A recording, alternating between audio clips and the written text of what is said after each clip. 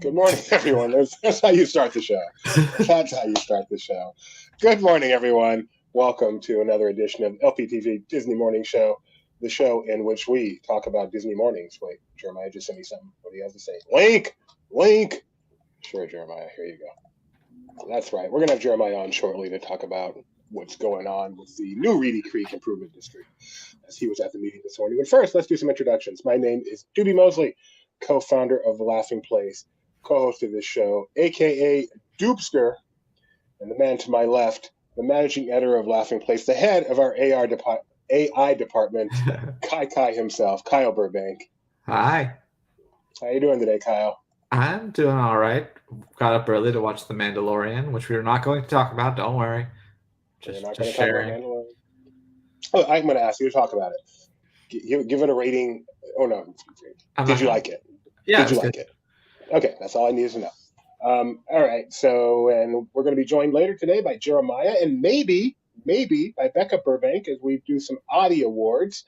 And it's really hard to award awards when you have a team of two because then you have ties, so we're hoping to get three.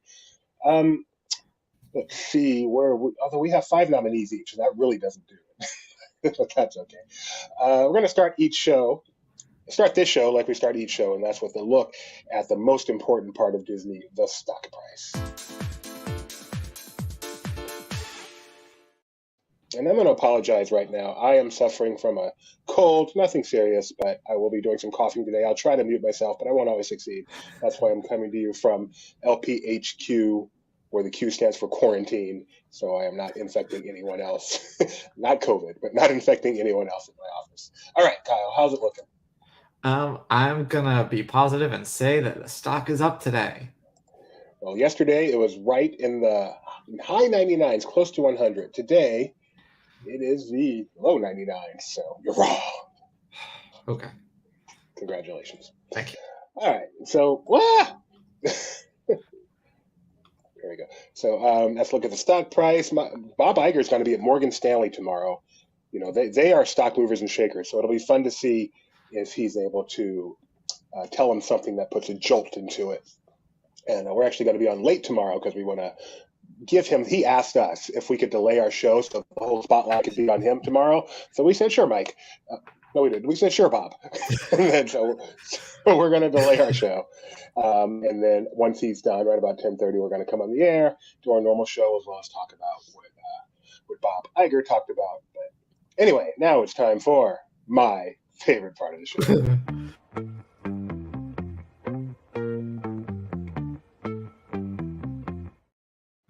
Let's turn it over to Ethan. Good morning and welcome to another Laughing Place Disney weather update. Yesterday, I promised you an impression, so here it goes. My name is Gibber, the other weather guy who lost his job to Ethan. Pretty good, right? Although I forgot his name, so I called him Gibber. Anyway, here's the weather. Anaheim will be partly cloudy today with a high of 61. Walt Disney World will be breezy today, with temperatures slowly declining from 82 now to under 70 by the 9 p.m. In the Bahamas, they are at 82 degrees with partly cloudy skies. Disneyland Paris is currently rainy and windy with temperatures in the 50s. In other words, it's Doobie's worst nightmare. Tokyo will start off sunny, with some clouds and breeze moving in later in the day.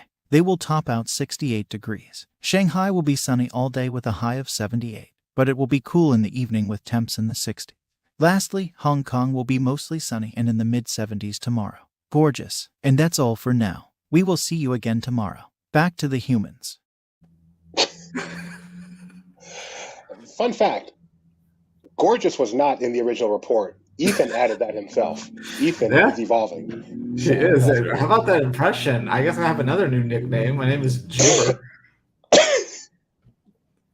I love that. I had a distraction during part of that, so we're going to do the weather again later, so just so I can enjoy it again. Okay. All right. So we're going to bring on Jeremiah Goodnow. Jeremiah was at a very, somewhat, kind of important meeting this morning. That is such an excellent definition of this meeting, Doobie. I cannot understate how amazingly, importantly, bland, passe, nothing came out of it this was. So tell people first, what was the meeting? So today starts the new future of the Reedy Creek Improvement District, which spoilers, is not going to be the Reedy Creek Improvement District for very much longer, but we'll get into that a little bit later on. The Reedy Creek Improvement District, for those of you who don't know, is the governing body of the Walt Disney World property. They pretty much control everything that happens as far as road work, permits, all the stuff that affects guests, really. But as they pointed out, many of you have never heard of the Reedy Creek Improvement District. I felt like everybody in that room knew what was going on. But today was the new board that was appointed by Governor Ron DeSantis after the legislation passed recently. And these people were confirmed by the state Senate. I don't remember when that happened, but I imagine that it already did since they were there. This is the first meeting of the board, and that happened late last year, early this year? Question mark. But this he signed the bill. He signed the bill a couple weeks ago, and then his appointments needed to be confirmed by the Senate. I just missed the part where they were, but anyway, they're going to go through. They are confirmed. Apparently. So they had their first meeting today, and presumably this was more generalities than specifics, but so what kind of got covered? It was, as somebody who has been in, I don't want to say like a law class, but parliamentary procedure is something I was taught very strongly. And this group is 5 lawyers. So the parliamentary procedure kind of went out the door. They had the agenda set. It opens with them kind of introducing what's going on. They open to the public comment period, and that started off kind of the tone of the event. The Reedy Creek Fire Department was the biggest supporters of Governor DeSantis's legislation to replace the former Reedy Creek Improvement District Board. And the first person up was the head of the Reedy Creek Fire Department. And he talked, bless you, first how the Reedy Creek Fire Department, I'm looking at my notes, I apologize. And while you do that, I'm going to let people know, Jeremiah did an excellent job of live tweeting this. In fact, I'm going to put a link to the tweet thread on our chat right now. And you can definitely go check it out in more detail later. Thank you very much. This, again, if I could have understood a little bit more of their path, I probably could have done better. It was a little bit back and forth. And now I can't find the one tweet that I was like, oh, I'll talk about that. Reedy Creek Fire Department has 8 ambulances and 5 fire engines. And one of the big things they talked about was last summer, they were down to 5 ambulances. And I guess in the charter of the Reedy Creek Improvement District, it talks about how they will not be a burden on the local areas. And the head of the fire department made a great point of how when their engines or their ambulances went down, they had to go essentially borrow from other counties around the area, which did put a strain on other parts of the state. So they really talked about how they want money. They want to improve their equipment. And I'm not saying any of it is wrong, because it should definitely be, because they handle an area that is twice the size of the island of Manhattan, or the equivalent of San Francisco. But he talked about that. And then he also talked about, and this is something I really can't talk much about, because they never really said exactly what it was. But in 2017, James Dormany passed away after a shift. He was a Reedy Creek Fire Department. And something that was talked about quite often is how whatever they wanted, or whatever his widow was after, hadn't been addressed by Reedy Creek. And it sounded like it's gone all the way up to National Department of Justice.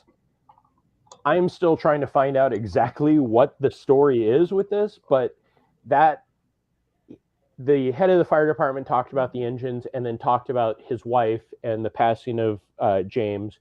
And then his wife came up afterwards with a very passionate plea of justice that she wanted, and the fire department that was all present, and there was a large representation of the Reedy Creek Fire Department there, all stood behind her. Again, there wasn't any information of exactly what the justice was. Yeah, that is her with, and they went back probably out 4 or 5 more people. So it has something to do with her husband, and I can't venture to guess other than maybe some type of pension, something for the family. I was trying to look it up as I was arriving home to find out what the information was, but you have to go through a lot of it. So she talked about that, very passionate.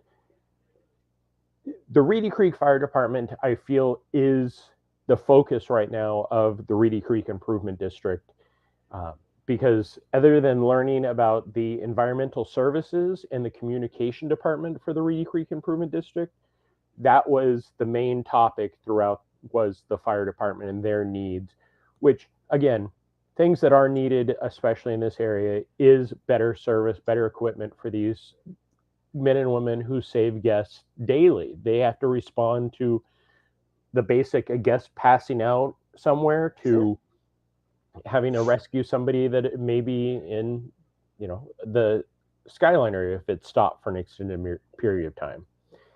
So, but yes, please ask questions. No, I was just going to say, I mean, that's a good synopsis of the part of the public comment portion. And then they went on to talk about some of the things Reedy Creek does. And this really, at least from my following with it, seemed to be a lot more introduction than actually, which is fine. It was the first meeting. They talked about how they are working on a new logo and branding and such. I think it's interesting that Josh DeMauro had an interview in the Orlando Business Journal, which of course is a business journal, so they kind of are interested in this aspect. And Disney really seems ready to just say, we're done with this. This is what the state has done. We may not like it, but it's really not worth a battle. So we are just moving on. I know a lot of people, I've seen some responses to your Twitter thread, like, why isn't Disney fighting back? Why isn't Disney suing them? And at least judging by what DeMauro said, Disney's ready just to say, this is the way it is, let's move on. And from a lot of what we've heard from people who know, this isn't going to have a huge impact on how Disney does things. There wasn't any direct talk of anything going on in the future. There was a quick motion that got tabled because of them not knowing what the procedures would be for a motion like that. But it was essentially, they want to, the board is reforming the Reedy Creek Improvement District to something that is more of a governing body over what is to come. They talked about, again, the fire department. They wrapped it up with the talk of the police department, because the Reedy Creek Improvement District is over Bay Lake and Lake Buena Vista City, which each have their own police departments. And in a kind of an odd statement, one of the board members talked about how they want to be in control. They want to make sure that everything that is happening with that police department will be going through the improvement district. Okay. Essentially, to me, as somebody that is not, I have not gone into government that much, it sounds like they are very much trying to be the controlling factor, because there isn't really a controlling factor for these cities, because Lake Buena Vista and Bay Lake are smaller cities that don't fall under a larger government, so to speak. Cool. Did you rock the Roosevelts while you were there? I did not. I was dressed a little bit nicer. No, it was very interesting. One of the things that I didn't tweet, because this would have been one of those tweets that you, Benji, and Kyle would have been the only people interested in. They talked about the bonds, the $1 billion bonds that they have out. And in early 2022, when everything was happening, the rates had dropped. And now the rate of the bond is right back at steady of what it was at 2021. So yeah, you're right. Yeah, not even me. You put one too many people in there that's interested. Yeah, and that was like, I had the tweet. And I'm like, Without going into further detail of bond rates, I don't think this would be interesting at all. The environmental services gentleman gave some very interesting information, but it was fun to also watch the board almost falling asleep while he was talking. The environmental services takes water samples from all across the Walt Disney World property to make sure the water is at the best level possible. Yeah, sample locations. He talked about that. Probably the most interesting thing of this entire meeting was him talking about the mosquitoes and how they are in charge of making sure the mosquitoes are not carrying any diseases. I know, Doobie, you always heard of how there are chickens on property. That's why the mosquito levels are always down around Walt Disney World. No, that was I've a not rumor. heard that. No, I haven't heard that. Actually. Yeah, there was always a rumor of why there aren't a lot of mosquitoes around Walt Disney World, and chickens eat mosquitoes. And that was all I ever heard. Nobody ever backed anything up. During the gentleman from the environmental services talking, and I apologize I didn't get names because most of the time they did not give us like any official introductions other than blah, blah, blah. And he'd start talking. They do have chicken coops around the property of Walt Disney World, and they take blood samples from the chickens that are bitten by the mosquitoes to see if the mosquitoes are carrying any types of diseases. So the chickens are the canary in the coal mine. That is actually exactly what he said. He word for word. And you could watch the people going, "Oh, I understand that." And then he went on to explain what the canary in the coal mine is, how canaries breathe faster, and if there is something that kill a human, it would kill the canary within. You know what I learned? And maybe this was just trying to protect themselves from being, bird killers. But the canaries don't actually die; they pass out, and then you can bring them out, and then they'll revive. So I've never heard that, but it would make sense because that way you don't have to buy a bunch of new canaries all the time. Isn't that in the big thunder queue? Isn't there yes. Yes, they have the canary cages in there, and they talk about that. Hang on, let me scroll through my Twitter to see if there was anything else. All right, while you do that, are you down there because you want to join this? All right, let's bring on our CEO, who undoubtedly has something to say about this. Hi, so I just want to provide a little bit of an understanding of where Disney sees this. I think Disney's concern is that they will try to impose their political will on Disney. This bill was advertised as, Disney can run their business how they see fit. However, even today there was mention of, mandating a lack of vaccine mandates, which obviously is unnecessary in the state of Florida. So, sort of a political motion. So, Disney sent us a statement from Josh Tomorrow saying, the Reedy Creek Improvement District created and maintained the highest standards for the infrastructure of the Walt Disney World Resort. We are hopeful that the new Central Florida Tourism Oversight District will continue this excellent work, and the new board will share our commitment to helping the local economy continue to flourish and support the ongoing growth of the resort and Florida's tourism industry. So I think I wouldn't go so far as to say that Disney's fine with this and has given up, but I think what Disney's waiting to do is waiting for them to make a move that crosses the line. If they do, they may not, and then criticize them on that, not the criticism of them creating the district, but how the district may be operated in the future, because they're going to want to wait. They will go to task with them if they start telling Disney how to do things. Then they will, because there really is they don't have any sort of ability to dictate how Disney runs its business, despite statements from new supervisors. So it'll be interesting to see how that comes to a head. I mean, I think it was interesting that when Ron DeSantis signed the bill, he basically said, buckle up, like this is going to be a battle. Because, obviously this is the whole, this is all political to begin with. Inherently, it's a political body. But so, how combative is the district going to be is really, I think, what they're waiting to see. Yeah, and something during the meeting, I think, I was there essentially for will this turn into something that is political? And during the entire meeting, there was one speaker during the public comments who kind of spoke his mind about the entire situation with Disney and the Reedy Creek Improvement District. And that was just kind of it passed. Nobody really paid attention. And then the Reedy Creek and the boards definitely sounded like they just want to make sure that everything is the best it could possibly be.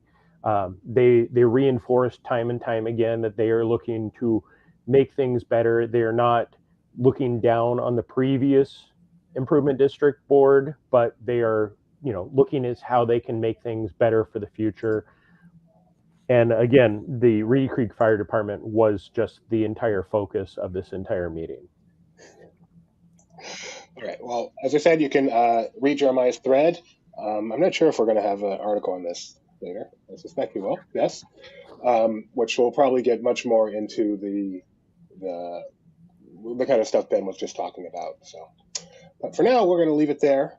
So I'd like to thank Jeremiah for attending the meeting. And if you're into this kind of stuff, by the way, these are public meetings. You don't need a ticket or anything. Public meetings, except for, and this is something that I was going to bring up, it is now at the B Hotel or the B Resort, where even though it's a public meeting, guests have to pay for parking to go to a public meeting. But you're paying the B Hotel, not the but the previous meetings used to actually take place, I believe, at the Reedy Creek Improvement District building, which is across the way, which is public property. Park at Disney Springs and just walk over.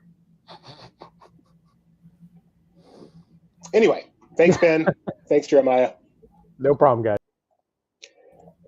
Whoa, didn't mean to do that. Hey, we've got breaking news. This tweeted out not too long ago by sorry. Do you want me to hit the button in the meantime? There you go. By the Avado Mall. The Avado Mall now with more daily traffic than Disney Star Wars Galactic Star Cruiser. I love when social gets catty. I really do. All right. What else do we have going on today? Last night was Disneyland After Dark Princess Night. Our own Mike Celestino was there up late last night, so I did not ask him to come on early today. But he did do an excellent job tweeting the event. He's got a lot of videos up on YouTube. I'm going to show our Twitter thread here. You can take a look at some of this cool stuff if it strikes you, Kyle. Sharing this tab instead. Did you follow this last night while he was there, Kyle? I did not because, 3-hour time difference or 2-hour time difference. Yeah, this is a late event. So lots of fun characters. There's Minnie and Princess Minnie, Princess Donald, Daisy. Wow. Like I said, I am not 100% today. Princess Minnie, Princess Daisy with the royal welcome. This is my favorite thing here. Make it even bigger. It's just all the pink on Main Street. You a fan, Kyle? Yeah, it looks nice. Can I go on a rant? Sure. This was stupid.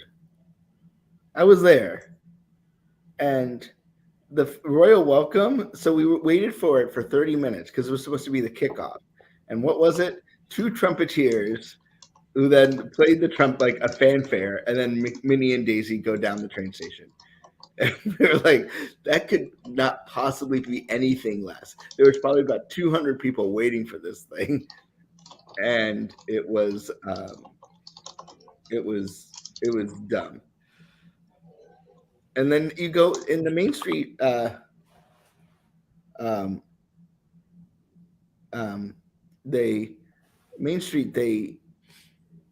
had like an exhibit in the Main Street Cinema of costumes from the past, but it's just like I don't even know where these costumes from. They weren't from the movie. It was like they're from the Annie Leibovitz pictures, but didn't want to admit to it. They were just random princess costumes. And if you like characters, if you like Instagramming yourself, like these are fine. But for like, I forget how much it was, like over $100. It's a lot of nothing for what it is. So you can write a review of it? Window panes where you could add like your inspirational moment just by the Sublagoon. Was it something less than advertised though? 20-minute wait. Was it something less than advertised? I feel like people thought the concert was going to be a bigger deal than it was. I feel like the buzz I got from a lot of people. Now, there were plenty of people that were happy who are really like character image based, because there were a lot of characters out. There were a lot of great photo ops, but they expected, if you're comparing it to, when you're comparing it to something like Oogie Boogie Bash, where there's like special shows and experiences, this was a letdown. This was even a letdown compared to like Sweethearts Night or some of the other Disneyland After Darks, or dads as I call it. But I don't know. It just felt like this one just like, I felt like these events, this one jumped the shark. Like this was, if you're comparing it even to a Pirate and Princess party, the parade, the cavalcade was Giselle would go up and down Main Street in a nice, horse-drawn carriage and stuff. But it was just, Are you still there, Kyle? What? Oh, okay. I thought I dropped. I guess Benji dropped. Oh. Yeah. Okay. Well, he's gone. Am I there? No, he's still talking. Is he? Yeah. Okay. Trying to. I hear you. I don't hear him. This is weird.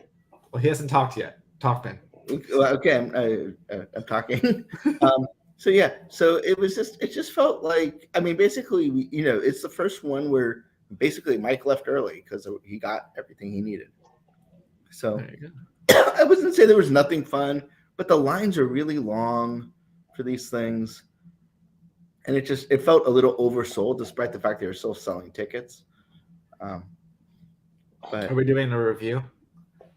I probably not. I mean, unless Mike is doing it, because I don't have time. But yeah, it's just very odd to me, and because they take a lot of work. I mean, Mike and I, while we're waiting for the 3-minute fanfare, watched them spend like 2 hours trying to put the floral arrangements on their Main Street train station. So, like, it's not that they don't put any effort into it. I just feel it's maybe a little underdeveloped and thought out. For example, they came to us and said, so the first fanfare was supposed to be right at 9, but they came and said, we can't do it yet because the park's not clear. Well, then maybe you shouldn't schedule something at like right at event start that's at the front of the park, which will be the last thing to clear. Like, and then we're all waited an extra 20 minutes for what basically was like, the first 4 seconds of candlelight. Okay, well, don't go to Princess Night apparently. I recommend it. I don't know about. I can't speak to the other. They have Disneyland. I'm sorry, Star Wars Night and Throwback Night. So I can't speak to those specifically, but I would avoid Princess Night. Okay. Well, I was just going to say, while you're here, so you don't have to just pop on again, why don't you just come back and we talk about another story that I'm sure you have something to say about, and that's the return of Bruce Vaughn to Imagineering. Yes, that's interesting. I was thinking about this because I remember when Bruce Vaughn became the head of Imagineering the first time, and there was this like talk amongst like the old school Imagineers that who's this young guy that's coming like. And is now he's like basically like the intern who becomes your boss. It's like sounds like an Office plot. But now like they all retired and now he's the old guy coming back. He's like the new, like Bob Wise. So, Barbara Bauza was leading sort of Imagineering from a business standpoint. But I think when Bob Weiss left, there was a question of who's going to lead the creative side. I've talked to several Imagineers who love Bruce Vaughn, so they're excited to see him come back. I can't speak. I think the challenge Bruce had was he was leading Imagineering at a fiscally disciplined time. He wasn't leading during the Galaxy's Edge and those sort of big projects that Bob Weiss was leading later on. So it's hard to really say. Obviously, he was very big on interactive experiences, the Sorcerers of the Magic Kingdoms of the world and those living character initiatives. But it'll be interesting to see with the, reported increased level investment at the parks, how he does large scale projects. I've known Bruce, not personally, but I've known Bruce since I was 18 and took his class at UCLA. So it's, it makes me realize how, it makes me feel really old that the young guy's not the old guy, but I'm excited to see. I'm excited that Barbara now has a creative partner.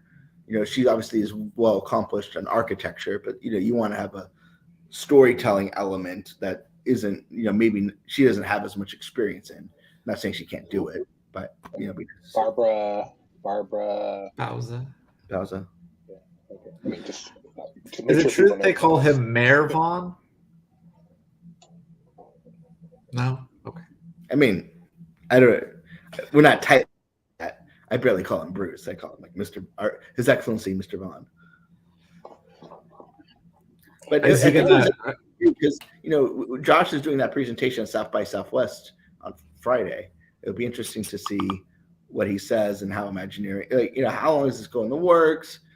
How does this impact the relocation of Imagineering? What's the impact of all those questions that we're not going to have an answer for quite some time. How does this impact the photoshopped photo in Pandora? That's an excellent question.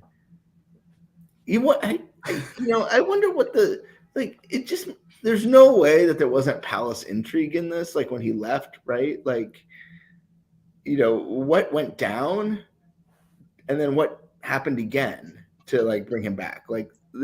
You're going to know with Bob Iger, because Bob Iger is at the level where they do filings for that kind of stuff. You're probably never going to know the true story about Bruce Vaughn's departure and return and the sort of bad blood that appears to have existed. But curious. All right. You want to talk about Star Wars? Sure. Star Wars. Yeah. Mm-hmm. They do this. They do this story every time right before Star Wars Celebration, where they leak the fact that they have nothing to say, and so that you don't get disappointed when they don't announce all these movies. And at some point, they need to make a movie, right? At some point, they need to justify their existence. But I mean, the news is what? Basically, the Kevin Feige movie's done, is on hold. The Patty Jenkins movie, which was like the Rogue Squadron, which was the next one, is on hold. So what's not on hold is really the question. Is there something that's not on hold at this point? I mean, they say that the Taika Waititi movie's moving forward, right. But until you start really moving forward, filming, who knows? I mean, they don't exactly have an excellent track record of saying, here's a movie we're working on and it actually happening. I mean, Rogue Squadron had a release date, but and why?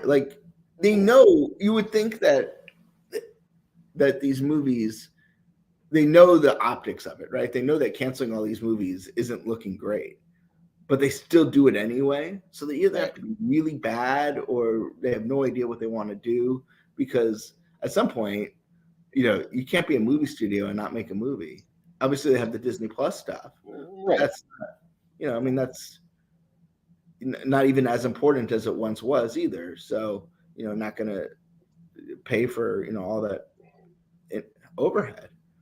So even the Kevin Feige project apparently is no longer in development. Right, which is interesting too, because I just saw a report, and this is an unconfirmed report, that he would love to be basically the head of Disney, the Disney chief creative officer overseeing all the studios, or at least live action studios. But how would you like to be Kathy Kennedy and basically telling Kevin Feige, unless Kevin Feige self sort of put it on hold so he could deal with his own house, but how would you want to be that? Have that inner personal politics of this is interesting too, because they're. Well, I heard Ike Perlmutter wants to write a Star Wars as well, so that's going to be fun. Well, didn't they call that? Wasn't that the Ewok show? Maybe. Even that budget was higher than Ike was willing to sign off on. Yeah, I don't know. It feels like we need another investor day so they can tell us what they're actually making. I mean, we'll see what they say at Star Wars Celebration. The Star Wars Celebration, you guys probably talk about this. The Star Wars Celebration panel schedule went out, and they have a Lucasfilm studio presentation, which is usually their song and day. We're gonna talk about everything we're making presentation. And the one thing that I couldn't. I'm just going to try and pull it up real quick. Star Wars Celebration returns, launching a must-see showcase that will kick this weekend festivities into hyperdrive.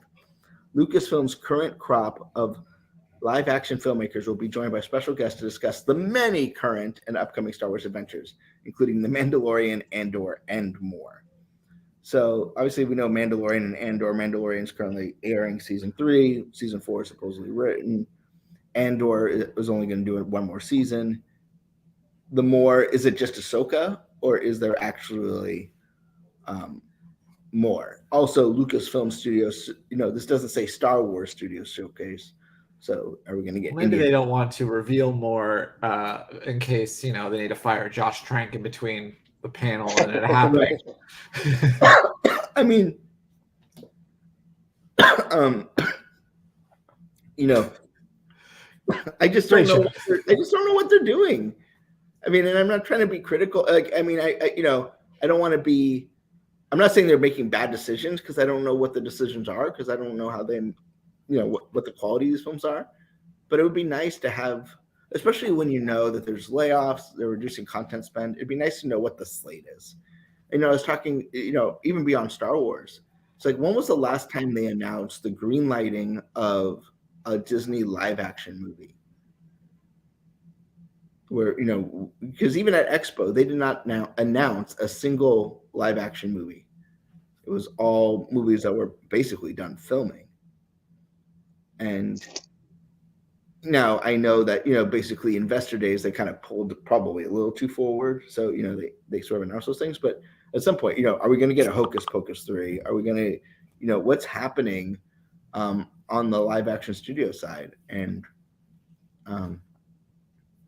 it's been a bit, except Marvel. Marvel had, did their big song and dance at Comic-Con last year. But on Lucasfilm and Disney live action, it feels really like there's a lack of buzz, like excitement for the future. All right. Anything else Star Wars related before we move on? You can't think of anything. Okay. Then I am going to pull you down, but I think you don't have anything to say about this one. But I could be wrong. So Kyle, yes. Just before we, as I was preparing my stuff this morning, this really cool story came by. And I know what a big fan of carbonated beverages you are. So can you talk about this? Yeah, so as Mike Mack messaged me as soon as he was working on this story was Hulu doesn't just have live sports, it's a soda too. So they're celebrating 15 years of Hulu. So they're coming up with this Fanta soda, this special Fanta that's I think it's lime and ginger. Why would they tell us what's in it if it's called Hulu Surprise? Because they don't want you to be too. I mean, they didn't tell you everything. There's notes of lime. There's some ginger. So yeah, there you go. Yeah, I think they should have just left it a Hulu Surprise. It's green, and that way, if the price of ginger gets too high, they can just shove something else in there instead, and you just never know what you're going to get. So we're going to be talking about Hulu and a lot of other things coming up a little bit later on the show as we go through our Laughing Place Oddie Awards, our annual awards celebration of everything that happened in the world of Disney, the big Disney, in the prior year. So capital D Disney. It looks like the Ecto Cooler. I would agree. Ecto Cooler is orange, though, isn't it? I mean, if she says it's green, I'm going with green. Oh, but the actual ecto plasm. This morning, we also got a new poster for The Little Mermaid. Yeah, and along with this, they announced that the new trailer will air during the Oscars on Sunday, airing on ABC, hosted by Jimmy Kimmel. Looking forward to that. So far, this looks not bad. I kind of like the first trailer, or teaser probably it was, so looking forward to this trailer. And then we've got more coming up from The Little Mermaid herself in Pocket Pics. She had a very, very cute tweet she put out there, or TikTok or Insta or something like that. And finally, happy International Women's Day. Did you know that, Kyle? I kind of knew of it, and Ecto Cooler is green. She is correct. It's just an orange flavor. Yeah, I did. All I knew was what month. I couldn't remember exactly when the day was, but yes. So Disneyland Paris is celebrating by doing their Mickey Floral redone as Minnie Mouse, cosplaying as Anger from Inside Out. And there you go. That's pretty. See, this flower bed actually reminds me a lot of the one they have in Shanghai that you see in Ethan's weather report. I think you see it in Ethan's weather report. But yeah, this is actually not in the park. This is right in front of the park because it's in front of the hotel. Under the hotel is where you go to enter the park. So a little different than Disneyland, where it's the first thing you see when you come through the gates of the actual park. Right. So do you need a ticket to get through the hotel? Like, where's the ticket booth? No. Or the ticket turnstile? Through the turnstile you need to, but not to get to this. You could get to this But without a ticket. Where is the turnstile? So there's actually like a tunnel there under, like right behind the mini there's a tunnel. Right. And there's a whole, like, there are ticket booths and stuff are under there, and then you walk through there. That's where the turnstile is. So you can go see Minnie and even the hotel without part of going in the Disney park. Town. Yeah. Or not Disney Town, Disney Village. All right. So next up, we are going to do our Oddie Awards. But before we do, I want to see this weather report again. So if you missed it this morning, like I did, because I got distracted by something, Kyle, can you play it one more time for us? Yeah, sure. Let me get that, and I will let our guests know to come. Good morning and welcome to another Laughing Place Disney weather update. Yesterday, I promised you an impression, so here it goes. My name is Gibber, the other weather guy who lost his job to Ethan. Pretty good, right? Although I forgot his name, so I called him Gibber. Anyway, here's the weather. Anaheim will be partly cloudy today with a high of 61. Walt Disney World will be breezy today, with temperatures slowly declining from 82 now to under 70 by the 9 p.m. In the Bahamas, they are at 82 degrees with partly cloudy skies. Disneyland Paris is currently rainy and windy with temperatures in the 50s. In other words, it's Doobie's worst nightmare. Tokyo will start off sunny, with some clouds and breeze moving in later in the day. They will top out 68 degrees. Shanghai will be sunny all day with a high of 78, but it will be cool in the evening with temps in the 60s. Lastly, Hong Kong will be mostly sunny and in the mid-70s tomorrow. Gorgeous. And that's all for now. We will see you again tomorrow. Back to the humans. Gibber, how you doing, Gibber? I'm doing well, Doopster. All right. So we are now going to do our annual Oddie Awards live. Not only are we going to present them live on the show today, we're going to select them live on the show today. We thought it would be fun. So the panel today will be myself, Gibber over there, and the third member of our team, Mrs. Gibber. How you doing, Becca? I'm good. How are you? Are you enjoying Gibber, the name Gibber? Gibber's okay.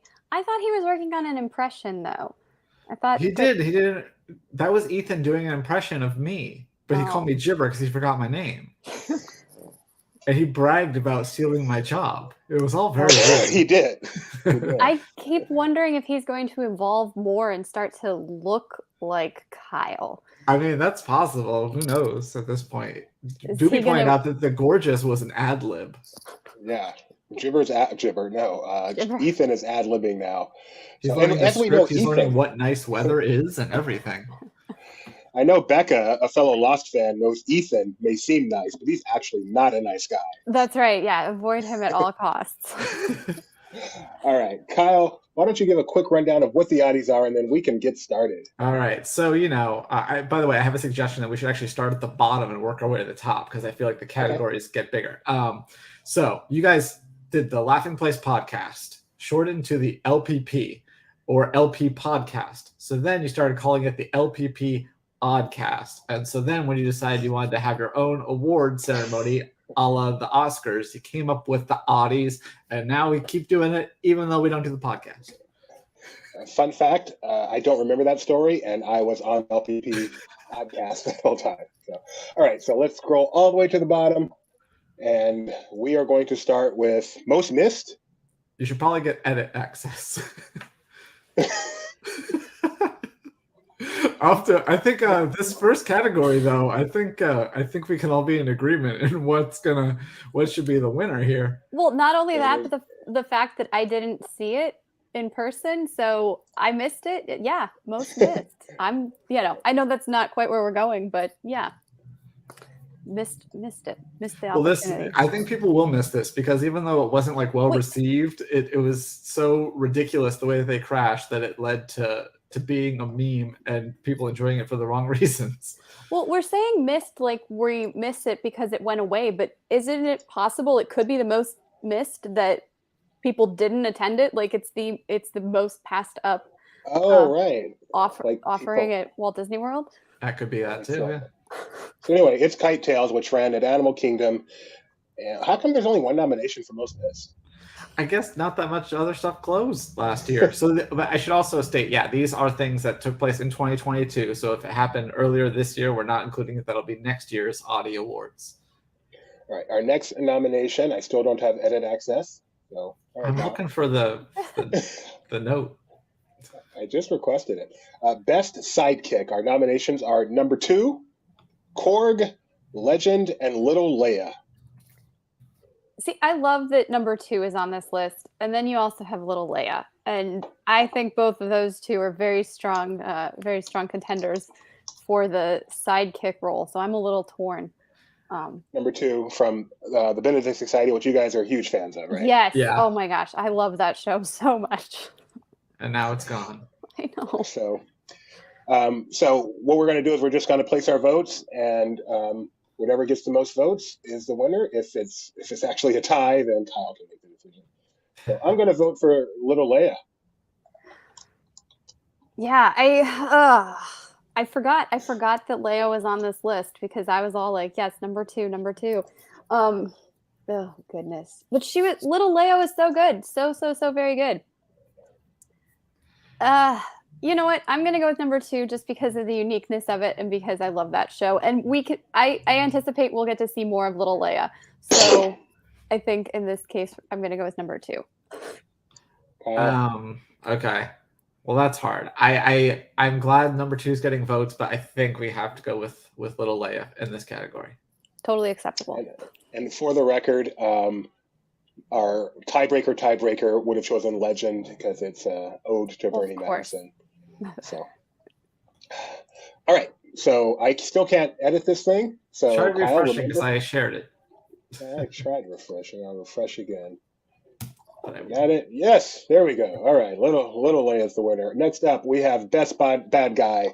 Kyle, you want to go through the nominations? Yes, we have Wanda, aka the Scarlet Witch from Multiverse of Madness, Dr. Curtin from Mysterious Benedict Society, and Cyril Karn, who couldn't actually tell you. Is that from Strange World or something? No. Cyril Karn is Cyril Karn from Andor. Yes, okay. That's definitely getting my pick. That is my favorite character introduced in 2022. So for someone who has not watched all of Andor, just the first episode, He's in it. I feel like Cyril Karn probably is the winner in this case, but I'm gonna stick with my Mysterious Benedict Society and go the route of Dr. Curtin. Here, this may help you. This is Cyril here. It might help you remember who he is. He was terrifying. Yeah, I love that character. All right, so you went with Benedict. I went with Andor. Kyle wants Wanda. Kinda, but then is she really bad? Like, you gotta. Let's get. I mean, because we're not going to get any more of Dr. Curtin, and we are going to. I don't know. I haven't seen the show, so I can't spoil whether or not we're seeing more of Cyril. I'll go with Dr. Curtin. All right. Burbank's swaying the vote here. Don't like this. This is not fair. We have 2 Marvel fans. Dr. Curtin's not even Marvel. Nevertheless. All right. Our next category: Best Good Guy. Thor, Mighty Thor. Well, I feel like they might split the vote. Andor, Willow, and the new Black Panther. Yeah, this is an interesting list here. Well, because we dissed Andor in the last one, if Doobie wanted to do Andor, I would endorse that. Goodness, no. No. Let Ethan start writing your stuff, man. That was terrible. Well, I'm not going with Andor here because I have to choose Willow. He is just he stood the test of time. He's been around for decades. Willow is a great character, great new show. I'm going with Willow on this one. Here's another show I haven't watched, right? But when it comes to if we're looking at the Marvel stuff, I would definitely put the new Black Panther above Thor or Mighty Thor. But I totally understand what you're saying about Willow and he's Willow's great. the only one that's linked. So there's that. There we go. Well, then I think we got to give it to Willow, right? Willow's the winner, yes, by virtue of being linked. Yay, AutoLink. Unless Kyle Coming has up next. something else to say. No, that's fine. I'm good with Willow. My favorite category thus far. Mike Mack says, how many heads did those other villains blow up? Mike's measure of a villain is how many heads they blow up. Magic Band Plus, Munchables, do not eat them, Lego minifigure Muppets, Lego Haunted Mansion, or Hocus Pocus the game. This one seems easy. I think we're going to be unanimous here. How about you first, Kyle? I mean, probably one of the Legos, right? All right, so much for unanimous. Munchables. What were you going to say? Even though it's Munchlings. Munchables! They're so cute. They are so Well, that's not even cute. the name. It's Munchlings, right? Yeah, it is, but I didn't write this, so I'm not. I think we got to give it to the minifigures, the Lego Muppets minifigures, right? No, I mean, if it was the Disney 100 ones, the Muppets are pretty cute, but I like. I guess because I think my favorite Munchlings came out this year instead of last year is the problem. Mike does, yeah. Clearly, we were thinking about Lunchables. Yeah, I mean, come on. Is going to be the winner. I think so. I don't know, because they don't look like Lego. They don't look enough like Lego-fied enough to me. The heads are like. You know why I'm glad we're doing this? I think there are people out there who think that we're just really arbitrary with our Oddie selections. It's like, yeah, just put together the article. But no, we put a lot of time and effort into these selections. Yeah. We debate and discuss. Mostly Kyle debating and discussing with himself, but still. So. Well, I like how we're like just skimming over everything else. Like I like how Magic Band Plus is not even in the conversation when that's like their big initiative who has like actual consequences. No, I'm totally. Do we have a worse product? Because that will definitely win the Razzie for that. There you go. I'm totally fine if we give it to Munchlings. Yeah. Can you also fix the spell, fix the name, and then give it the award?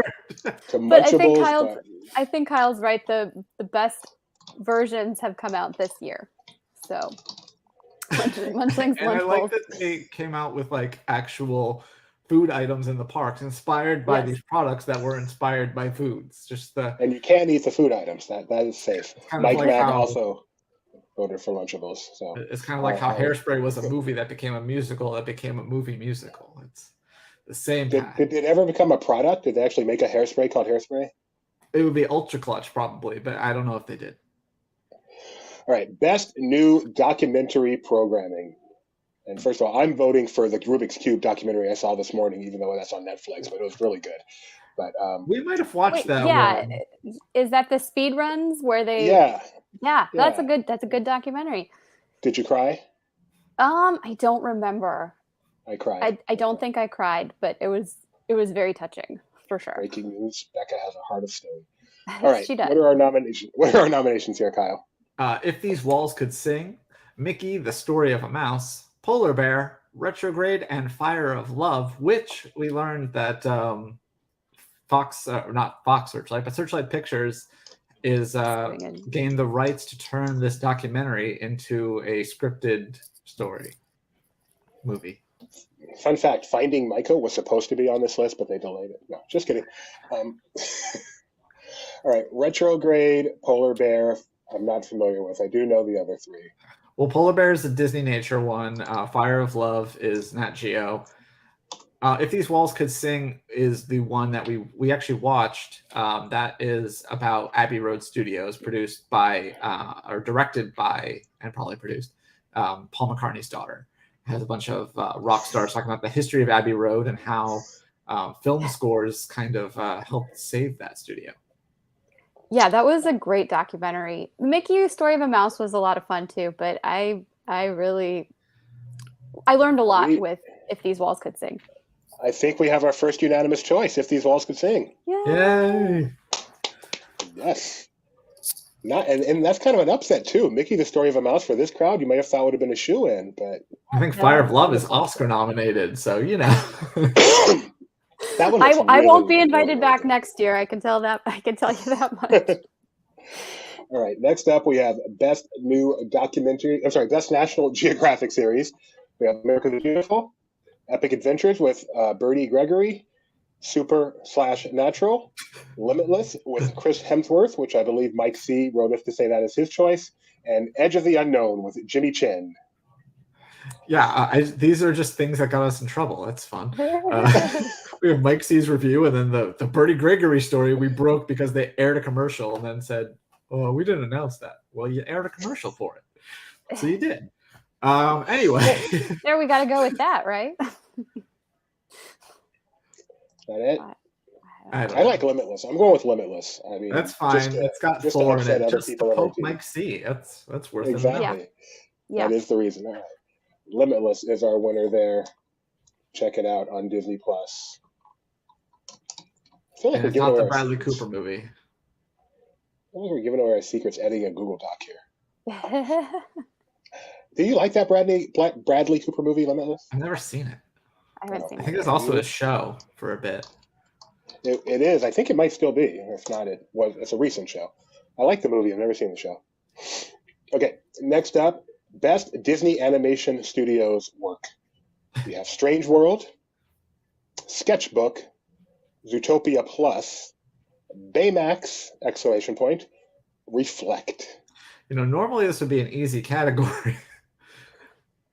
But not so much. I guess I'd be between Zootopia and Baymax, having not seen Strange World and having no interest in Strange World. Oh, Sketchbook was. I didn't watch all of Sketchbook. Sketchbook was interesting, but I had a lot of fun with Zootopia Plus. I thought that was just so creative how they took and made like these little stories with all. I don't know what's going on in the world of Zootopia. I don't know. I thought that was well done. My good friend and favorite person in the whole world says Strange World is an extremely underrated movie, so I'm going with Strange World on this one. Yeah, I think we're going to upset too many people on our team if we don't pick Strange World. Kyle, that's fine. You wanna... I can sign off on it. Kyle has signed off on Strange World. Next up, Best Pixar Product of the Year. We've got Turning Red, Lightyear, and Cars on the Road. I was just thinking we really should have Ethan do this for us. If you watch those videos where they have like Trump, Biden, and Obama doing like tier lists for video games. Mm-hmm. No, that's a great idea. Oh, it's so funny. Anyway, my vote is Turning Red easily. Yes, I'm right behind you. Our second unanimous selection, Turning Red. And somewhere Buzz Lightyear is going, no one really likes me. It's so sad. All right, now we're getting to the good stuff. Marvel, which has had a prodigious year, as they do every year. Our choices are Doctor Strange and the Multiverse of Madness, Thor, Love and Thunder, Black Panther, Wakanda Forever, Miss Marvel, and She-Hulk, Attorney at Law. Wow, this is a tough one. It is a tough one. I want Becca to talk this one out first and give her a choice. Well, yeah, I think if I'm going to select anything, it's going to be one of the Disney Plus shows. I was not expecting to like Ms. Marvel or She-Hulk as much as I did. And I think they were both really well done. I was able to connect to the characters, even though, I don't exactly share their backgrounds. You're not 12 feet tall? No. I think I most enjoyed She-Hulk Attorney at Law. That was the one that it was funny, it was smart, and they nailed it as far as being a 30-year-old, 30-something. Yeah, so I'm giving it to She-Hulk. Kyle? I'd be between the bottom three. Black Panther, I think, is obviously the biggest one. Yeah. But yeah, I did like She-Hulk. I think that's the one that for a second season, if they just did like a law show, it'd be so fun. I like that She-Hulk kind of poked fun at some of Marvel's tropes and didn't take itself too seriously. I like what it could mean for that. I like that it's kind of like their version of Deadpool before Deadpool gets there. So. In a cinematic universe that I feel is just so repetitive and almost tedious at times, She-Hulk was a serious breath of fresh air. So that's an easy vote for me. She-Hulk, another unanimous choice. Wow, guys. From our esteemed panel. How about that? Get bodied, Moon Knight. I couldn't finish Moon Knight. Sadly, I wanted to watch Wakanda Forever. I'm like, this will be a great thing to watch on the plane, and I couldn't even get through it. I did not like that movie at all. I think it's the strongest of the 3 films that are in this category. Well, I've heard that Doctor Strange and the Multiverse of Madness was one of Marvel's best. Oh yeah, that's right. That's right. And I did finally see Thor: Love and Thunder in English, so that's an accomplishment. Is it better in English? It was better in English. Yeah, I could understand it, believe it or not. All right, next up, we've got Best Star Wars Product. We were just talking about Star Wars and their lack of product, but on Disney Plus, they've got a ton. We've got, and elsewhere, we have Andor, Obi-Wan, Star Wars Celebration, Tales of the Jedi, and Light and Magic. Kyle trying to fill out 5 nominations. I don't know if I did that. I guess Andor, right? It has to be Andor. It probably should be Andor. I like Obi-Wan, but it probably should be Andor. Andor is the best thing thus far to come onto Disney Plus. Easy choice for Andor. Not unanimous.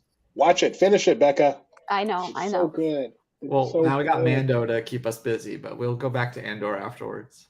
That's true. Yes. No, I'm so excited about Mando. You only watch one Star Wars a week, apparently. All right. Next, we've got Best Song. Kyle, you get to read these. Yeah, I already know which one's going to win. Best Song, Un Monde qui s'illumine, Ready for the Ride, Nobody Like You, Come On Out, and Korg Song. And the winner is Un Monde qui s'illumine. I'm sorry, Nobody Like You. It's a fun song, but Disneyland Paris just absolutely knocked it out of the park for their 30th anniversary celebration, and that song is so catchy. Have you heard this song, dude?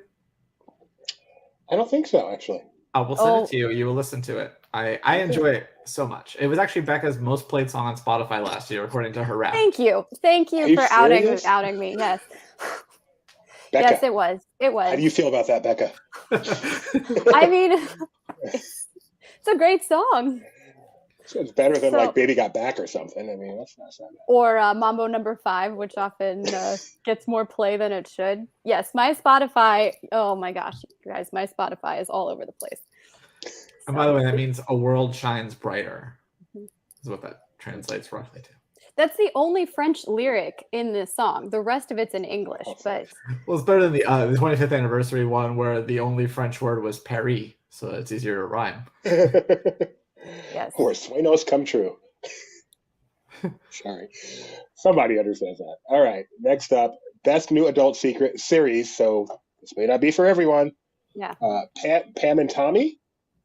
Definitely not for everyone. The Dropout, Under the Banner of Heaven, Alaska Daily, The Bear. These are 5 quality choices here. There's some quality adult programming here.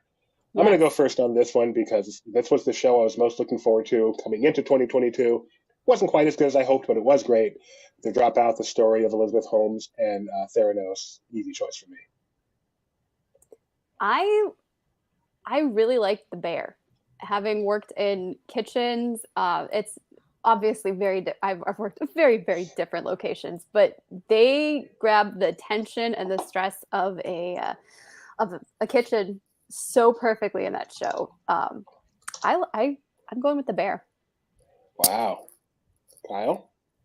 I've only seen a little bit of one of these shows, and that one is The Bear, but I'd be okay with Dropouts. I know that was you don't like The Bear? No, I don't want you choosing The Bear because you've seen a little bit of one of these shows. So, Benji, I'm going to ask you right now, The Bear or Dropout? The Bear. All right, Benji's vote does not count. Donna, in the chat, The Bear or Dropout? We'll go with The Bear. Go with The Bear. Oh, you people. They're called Oddies, right? Gotta really lean in. Although I love shows set in restaurants, so now I have to go watch The Bear. That sounds really good. I may change my mind. I mean, it's a little intense. No, like I'm trying to. There's a couple others I've seen over the past year, movies, which just capture the intensity of working in a restaurant. I love that for some reason. Well, it's because someday Benji and I are going to open up our own themed restaurant, and we're going to be people yelling. Okay. These scallops are burnt. You're going to open it up in Santa Fe? Yes, chef. Yes. Exactly. Yes. Even though I can't cook. All right. Best new animated series. Becca, you read the nominations this time. We have The Proud Family, Louder and Prouder, Hamster and Gretel, Alice's Wonderland Bakery, Firebuds, and Zootopia Plus.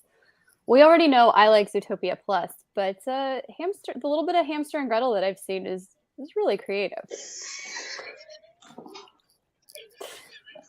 Sorry. Yeah, I Mac know. reminded me of something that I had completely forgotten about. Oh, I forgot about that. Oh my gosh. I can't even remember the context. We were drafting guys were- something and you came up with it. Sorry. Yeah, wasn't it like themed restaurants? Marvel themed restaurants? My goodness. I just remember that. Yeah. Anyway, thank you, Mac, for completely throwing us off. So which one did you choose, Becca? I like Hamster and Gretel. Kyle? What do you think Tony would pick? I'm going with Hamster and Gretel for my buddy Tony. Yeah. Another unanimous. There we go. Next up on the agenda, we've got Best New Live Action Family Series. A lot of fun choices here. We've got National Treasure, Edge of History, The Santa Clauses, The Villains of Valley View, Family Reboot, and Save Our Squad with David Beckham. I don't know how Family Reboot made it on there. There's only one correct answer on this entire list. Uh-oh, you're about to really. Oh no, disturb I me, will Becca. let you guys suss it out. But My vote is National Treasure. yes, Okay, I thought you were going to say the Santa Clauses. no. I was scared. Santa Clauses were bad. Really, really bad. But National Treasure was so good. I mean, the whole concept of National Treasure, even the movies with Nicolas Cage, is so ridiculous. But the way they create the mystery and the maps and the clues, it was such a fun watch. I agree. I think the way they rebooted that show was really, really good. Both that and Willow, I think, had very good ways of not rebooted, but had really clever, effective ways of bringing shows back. Easy vote, Yes. National Treasure. Yet another unanimous choice. All right, next up we have Best Animated Film. Night at the Museum, The Bob's Burger Movie, Strange World, Lightyear, Turning Red.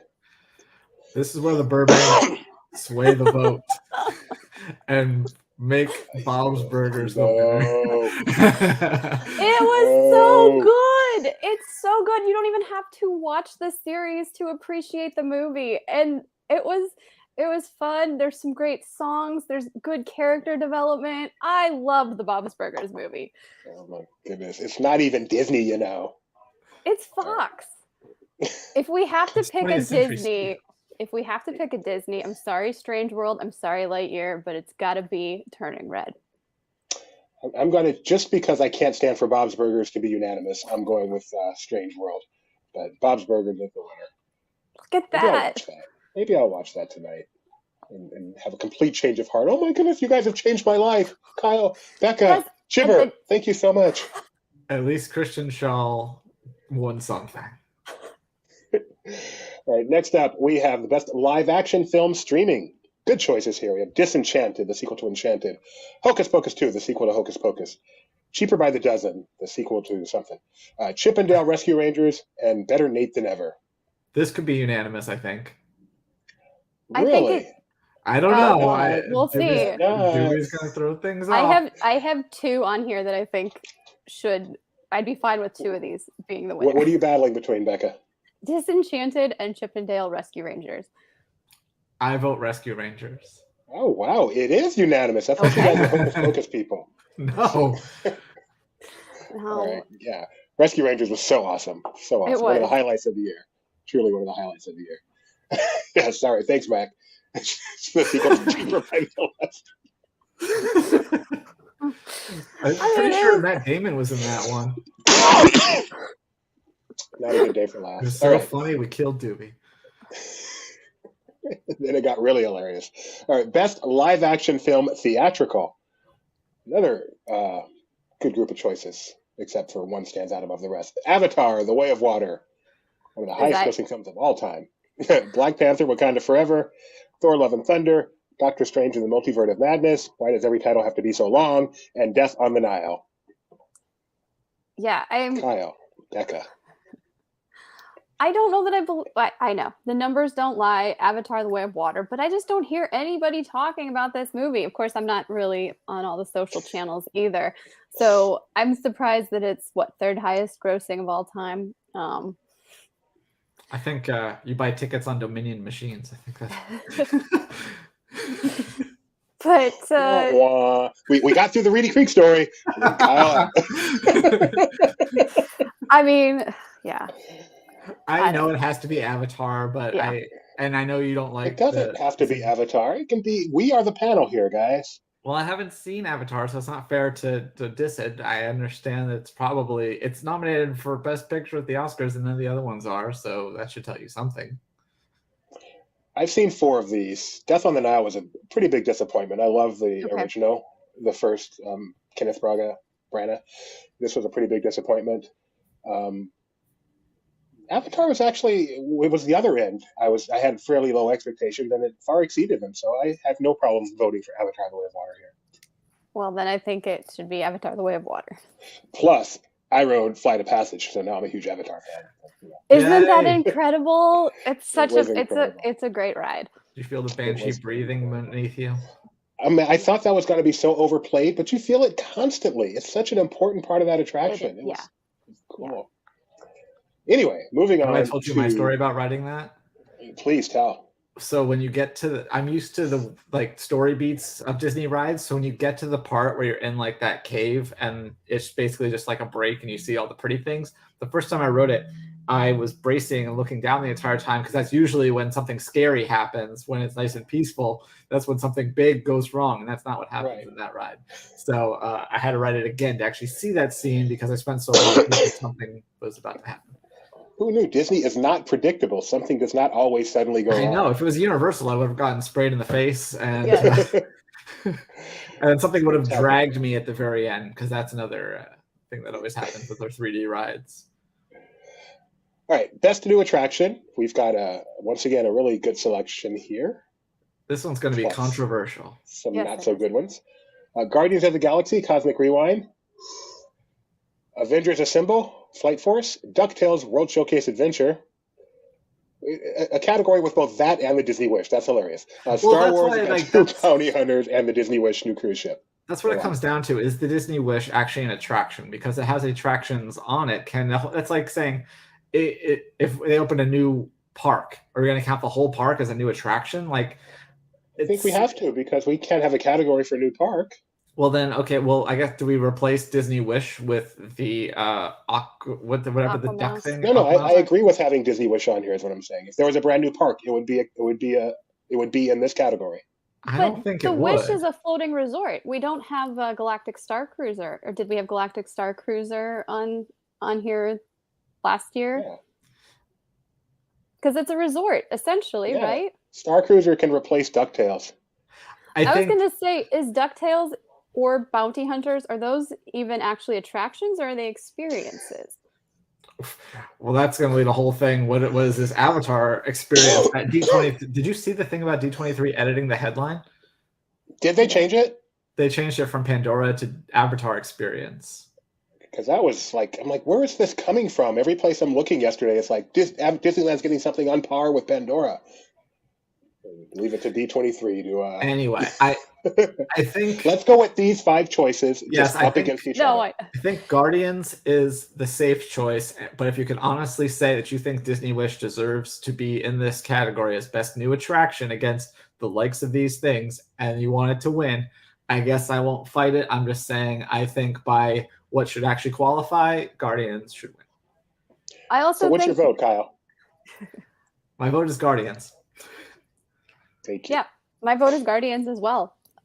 Okay, I have yet to do it, but it's actually a new ride, whereas Avengers Assemble Flight Force is an existing ride that's been, transformed into an Avengers attraction. And I think the Wish, while it's new, it's a floating resort. I think it has to be Guardians of the Galaxy. So this is not a bad idea. We could put stuff like the Disney Wish, a new hotel, Galactic Star Cruiser. Okay, next year, 2024, 2023. All right, so 2 weeks ago, I would have said, I don't care what the categories are. Cosmic Rewind is the easy There's choice. no here. big thing in next year. That would be an empty category. Well, Fair enough. Tron, or is Tron not going to count? Tron counts as a new Yeah, thing. but that's an attraction. We're talking Oh, like New thing. something Yeah, that's true. someplace else. Yeah. All right, but having now done the Disney Wish for myself and seeing what a great attraction it is the easy choice here, and to the point where, you know, it's not often I throw around my immense founder's weight, but I feel a need here. The Disney Wish is incredible and deserves some recognition from, if not here, then maybe a special award. I want the Disney Wish to get an Oddie. Okay. Luckily, you don't have as much weight to throw around as you used to, so that's why you're not winning. But I do love Cosmic Rewind. Cosmic Rewind is spectacular, but the Disney Wish needs some kind of recognition. How about this? We compromise. You put Guardians of the Galaxy Cosmic Rewind, parentheses, with Everybody Rules the World. Then it's getting closer, that's for sure. You're right. The Wish is not an attraction, but we need some place to recognize the best thing Disney has created in a long, long time. The Disney Wish. You know, if it ain't broke, fix it anyway. I love that motto. I live by that motto. Okay. Moving right along. We're done. That was it. We're That was we saved the best for last. The controversy for last. That's Can we just why put like a special? Here's my compromise. I'm voting for Cosmic Rewind. It's unanimous. Can we give a special Founders Award to the Disney Wish? Yeah, you can type that at the bottom. Right below most missed. You can type it wherever you want, honestly. All right. Well, that was a ton of fun, actually. Donna's saying best Disney ship. So I suppose that could be a category that changes every year because the ships might offer new things or have different, you know, the fantasy has this show and the dream has this show and the wish is, you know, so yeah, maybe. So every year we just have a best Disney ship category, including all the ships. Yeah. That's fair. Disney Wish is the winner. It's my favorite. All right. It's a big award with lots of little flotsam and jetsam. Becca, thank you for joining us today. Thank you for letting me, you know, jump in on this tradition of yours. It was fun. Yes, this brand new tradition. It was a ton of fun. Thank you very much. We'll see you later. All right. Did we have anything pop up, Kyle, at the 10 o'clock hour? Anything we had one small thing I sent to you in private chat. All right, let me put that up here and you can talk about it. We talked earlier about how Disneyland Paris had updated their floral to include, does this not have it? Maybe I should have sent you the specific date. It looks like they changed the floral at the front of Disneyland again as well. So I will send you that unless it's in this article. Sorry. It's not in this tweet, so. Who would have thought? Get that to me? Yeah, so anyway, they just changed the floral at the very front, right past the gates and before the train station to be Minnie Mouse instead of Mickey Mouse. So while you're okay, you sent that to me. I'll show you guys real quick what they did in Disneyland Paris again, and then let's go ahead and take a look at what they've done to Disneyland Park in the Anaheim. In the Anaheim, yes, you're starting to sound a little bit more like Ethan. So yeah, they've done this overnight. I think last time they did it on March 1st. So this time they did actually wait until International Women's Day today. The actual day. Very awesome. So yeah, I guess that wasn't there last night. Our guys were there last night. They didn't notice that. So they did it on a short night even. Yeah, I was going to say. They didn't plan that well. I guess, you know, having experienced it last year, they probably have it down to a science at this point. So there you go. Very true. All right, let's do really quick some pocket picks on this day in Disney history, and we'll get you guys out of here. Steve, only have 2 pocket picks today.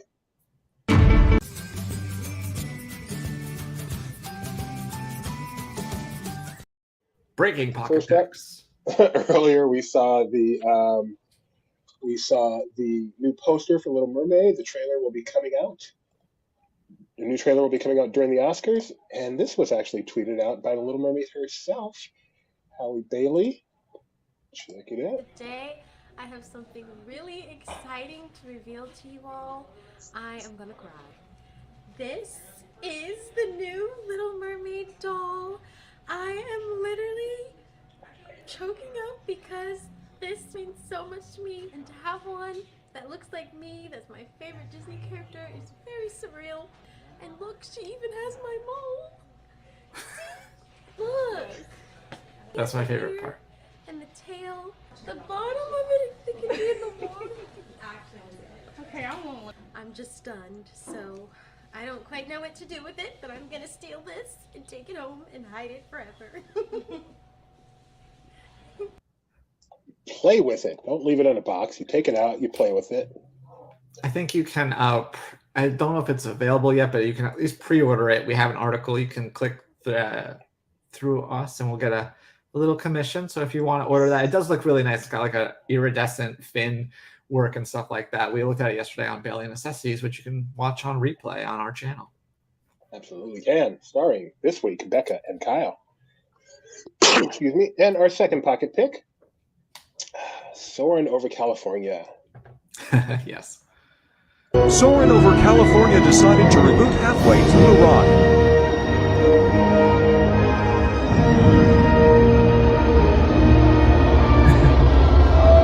Gonna mute that just for copyright reasons. It's just the Soarin' song. But the song continued to play. The vehicles continued to move. But the screen stayed just like this for the remainder of the attraction. Yeah, I think, I don't remember if it's in this version, but they also showed like, oh, here's people watching the fireworks. You hear the fireworks going off. And then they did all get no strings ILLs, I think is what he said. The guest said, oh yeah, so this is the fireworks scene where they're all just... Oh, that's awesome. My favorite part of this, the comment from Windows, the official Windows comment, and just the fact that they commented is just an emoji that cracked me up. Okay, that's all for the Pocket Picks today. And finally,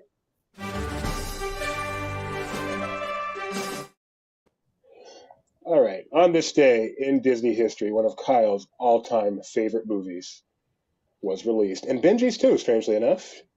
I'm gonna. The dogs. It's actually a clip. It's not a trailer. Can you identify the movie? I'm gonna guess it's Lost in San Francisco. Wow, look at you, Kyle. What gave it away? The fact that it's the three animals from the first one, but that they're not in the wilderness. Very good. Homeward Bound 2, Lost in San Francisco, starring Macaulay Culkin and Donald Trump. Released on this day. Sorry, I was doing Home Alone. I got it. On this day in 1996. Airplanes looked a lot different back But it would then. be like you to confuse Michael J. Fox with Macaulay Culkin. Like, that's not outside of the realm of dupabilities. So Of dupabilities? Did you just casually say dupabilities? Yeah. Very well done. On this day in 2013, a film that is on Disney Plus, I believe. I'm sure. I don't believe. I'm sure. Let's find the button. I want to be a great one. You're gonna need this! The Great and Powerful, starring James Franco. I would venture to say an underrated Disney live-action film. Have you seen this, Kyle? I haven't, but it's directed by Sam Raimi. It's got Zach Braff as a monkey. I don't know why I haven't seen it. Those are two of your favorite things, right? Sam Raimi directing. Sam Raimi and Zach Braff as a monkey, yeah. And finally, on this day, dupabilities. Put it on a shirt. Yes, right there with Hawkeye's house. Choose your own beef. That's right. It was themed restaurants, and I said, Hawkeye, you get to kill your own cow. It's like Texas Roadhouse, but you have to. Oh, come back to me now. On this day in 2019, one of the most polarizing Marvel films was released. That's not it.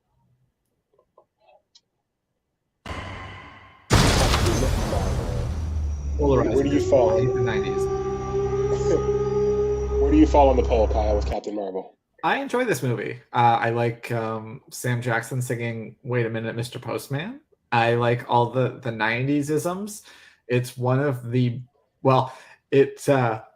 has 2 Stan Lee cameos because the opening is all Stan Lee's. But excluding that, it also has one of my favorite Stan Lee cameos where he's reading the Mallrats script, which I think is really fun and clever. So yes, I'm a fan. Deep cut. Cool. All right, that is it for this day in Disney history. If you missed any part of the show, all you gotta do is hit rewind. Covered the Reedy Creek thing for quite a bit. Let's see, new Mermaid poster, Bruce Vaughn's return to Imagineering, what's going on in the world of Star Wars films. We did the Oddie Awards, which were a ton of fun. Thanks again, Becca, for joining us. Thanks, Jeremiah and Benji, for joining us today. And we'll be back tomorrow at a special time. It will be 10:30 tomorrow as Bob Iger, the CEO of Disney, is speaking at Morgan Stanley in the morning. So we're going to wait for that to end and then come on about 10:30 and discuss that as well as our regularly scheduled show. I think that's about it, Kyle. Thanks. Thank you. Thanks, Ethan. I can't. Yes. Ethan's going to get mad if I don't thank Ethan. Yeah, he'll take it out on me. Thanks, Ethan. Thanks, Jibber. See you all next time. Bye.